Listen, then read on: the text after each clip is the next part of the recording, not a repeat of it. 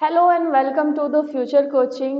Good morning students. और start करते हैं आज की अपनी करंट अफेयर की क्लास को। पहला प्रश्न है, हाल ही में फ्रांस के सबसे कम आयु के प्रधानमंत्री कौन बने?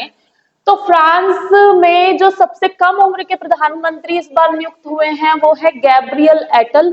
गैब्रियल एटल जो है ये फ्रांस के सबसे यंगेस्ट प्रधानमंत्री बने हैं और फ्रांस में जो प्रेसिडेंट है वो भी सबसे यंगेस्ट प्रेसिडेंट थे। जब इमानुअल मैक्रोन जो है फ्रांस के प्रधान प्रेसिडेंट बने थे वो भी तब सबसे यंगेस्ट प्रेसिडेंट बने थे फ्रांस के। और उन्होंने गैब्रियल एटल को अपॉइंट किया है as a prime minister of France और he is the youngest prime minister of France.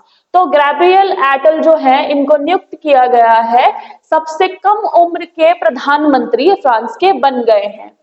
Next question है, यूनेस्को के 46वां सत्र की मेजबानी 2024 में कौन करेगा?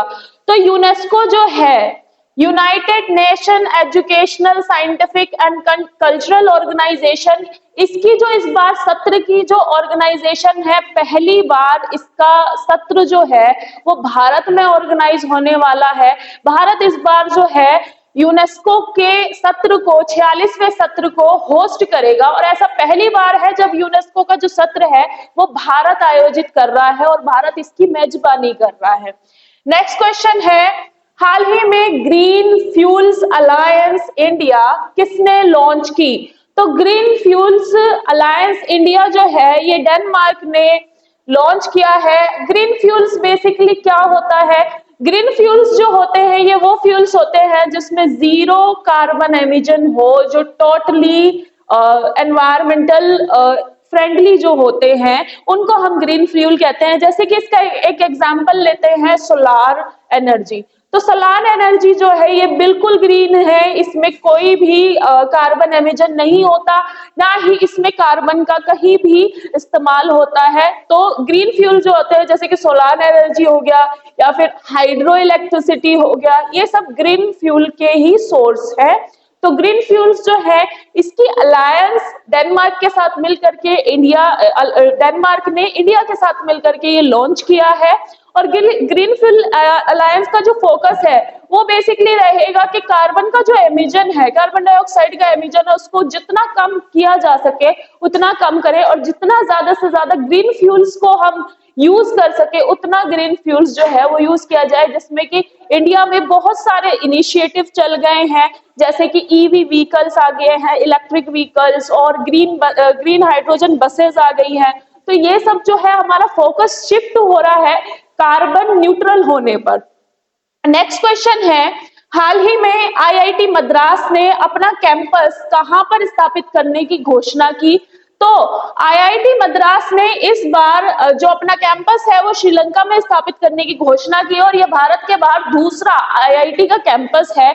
इससे पहले हमने पढ़ा था कि अफ्रीका में जांजीबार में आईआईटी की एक कैंपस लगने जा रहा है, आईआईटी जांजीबार। तो आईआईटी जांजीबार जो है ये भी भारत के बाहर पहला कैंपस था आईआईटी का और उसके बाद अब श्रीलंका में ये कैंपस जो है दूसरा कैंपस स्थापित करने जा रहा है आईआईटी मद्रास, जिससे कि भारत के जो एजुकेशनल इंस्टीट्यूशन है उनको वहां पर प्रमोट किया जाएगा।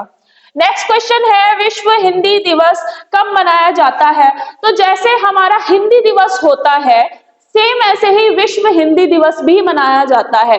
तो विश्व हिंदी दिवस जो है ये 10 जनवरी को प्रतिवर्ष मनाया जाता है। इसकी घोषणा पूर्व प्रधानमंत्री मनमोहन सिंह द्वारा 2006 में की गई थी। और विश्व हिंदी दिवस 10 जनवरी को ही क्यों मनाते हैं? तो इसका कारण है कि 10 जनवरी 1949 को 1949 में जनरल असेंबली में, यूनाइटेड जनरल असेंबली में पहली बार हिंदी बोली गई थी और जिस दिन ये बोली गई थी उसी दिन को कमेमोरेट करने के लिए हिंदी दिवस मनाया जाता है प्रतिवर्ष 6 जनवरी को। नेक्स्ट क्वेश्चन है, 27वां नेशनल यूथ फेस्टिवल कहाँ आयोजित किए जाएंगे? तो इस बार जो है 27वें youth festival, national youth festival Maharashtra में आयोजित किए जाएंगे। नेक्स्ट क्वेश्चन है, हाल ही में देश की प्रथम 100% इलेक्ट्रिक बाइक टैक्सी सर्विस बायू कहां पर आरंभ हुई? तो 100% इलेक्ट्रिक बाइक, अभी तक इलेक्ट्रिक बसेस की बात सुनी है, इलेक्ट्रिक ऑटो रिक्शाज आ गए हैं, बट पहली बार जो है भारत में 100% इलेक्ट्रिक बाइक टैक्सी सर्विस जो है ये स्टार्ट कर दी गई है असम में। नेक्स्ट क्वेश्चन है, हाल ही में यूनाइटेड कप 2024 किसने जीता? तो यूनाइटेड कप 2024 जो है ये रिलेटेड है फुटबॉल से, ये फुटबॉल का कप है। और जिस तरह से हमारे यहाँ क्रिकेट में रणजी ट्रॉफी होती है अंडर 19 की, और डेविस कप और बहुत सारे कप्स और अदर जो गेम्स होते हैं, टूर्नामेंट्स होते हैं, उसी तरह से फुटबॉल में ये यूनाइटेड कप होता है और इस बार जो है इसकी विजेता टीम है जर्मनी। नेक्स्ट क्वेश्चन है, हाल ही में हनुमानगढ़ी लड्डू को जीआई टैग मिला है, यह किस स्थान से संबंधित है? तो राम मंदिर की प्राण प्रतिष्ठा के जो कार्यक्रम की जोर शोर से तैयारियां चल रही हैं और उसी के साथ में हनुमानगढ़ी के जो लड्डू हैं जो प्रसाद के तौर पर दिए जाते हैं उनको जीआई टैग मिला है, जो कि अयोध्या से बिलोंग करते हैं। और ये अयोध्या में जो प्रसाद है उसको पहली बार जीआई टैग दिया गया है। नेक्स्ट है, हाल ही में प्रथम महिला एथलीट जिन्हें घुड़सवारी में अर्जुन अवार्ड से सम्मानित किया गया है, तो हाल ही में राष्ट्रपति द्वारा अर्जुन अवार्ड जो घोषित किए गए थे वो उनकी सेरेमनी रखी गई थी और उनको सम्मानित किया गया है अर्जुन अवार्ड से।